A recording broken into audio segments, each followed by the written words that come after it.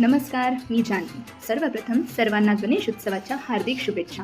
मी येते तुम्हाला भेटायला 10 दिवस गणपतीचे जिवंत देखाव्यामध्ये नगर तालीम, लक्ष्मी रोड, पुणे येथे दिनांक 28 ऑगस्ट ते दिनांक 4 सप्टेंबरपर्यंत.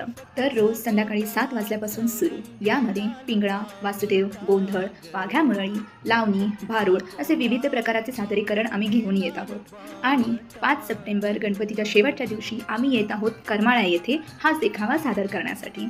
खूप धमाल होणार आहे.